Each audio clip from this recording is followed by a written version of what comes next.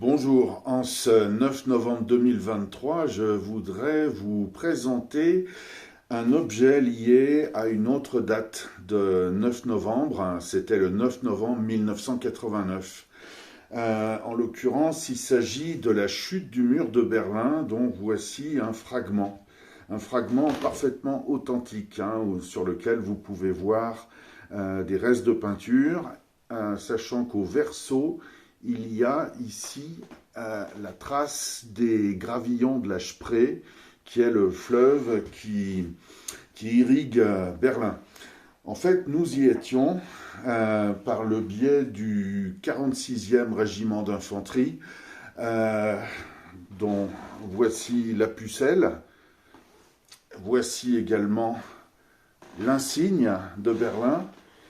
Et donc nous avons été brevetés commando. Voilà, c'était le bon vieux temps. Je me permets en même temps de vous montrer le diplôme tel qu'il se présentait. Et voici ce qu'était la carte SMA, la carte du service militaire actif. Voilà, alors à l'époque, il faut savoir que nous avions également un petit béret, le béret dit commando, qu'on avait en option et qu'il fallait payer par contre, parce que d'origine on avait une crêpe. Mais voici le béret réglementaire. Voilà, et dernière petite chose, souvenir du service militaire, c'était donc le fameux ceinturon FAMAS, qui en l'occurrence n'est plus en dotation à l'heure actuelle. Alors évidemment, le tour de taille a changé.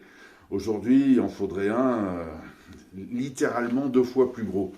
En tout cas, j'en reviens quand même à l'élément principal, donc ce fameux fragment du mur de Berlin.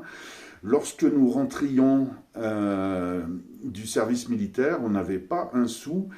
Et pour Noël 1989, nous étions tout contents de pouvoir offrir ça comme cadeau. Et finalement, je pense que ce cadeau qui, pour nous, a été gratuit, a été finalement celui qui s'est assuré la plus grande longévité dans les armoires de nos récipiendaires.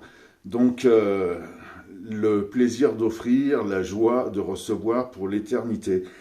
Dernière petite analyse, le 9 novembre 89, ça a été une date butoir, ça a été la date du début de la chute du bolchevisme, qui est un système qui est mort d'une seule maladie, qui s'appelle la négation de l'intérêt individuel. Voilà. Merci de m'avoir écouté.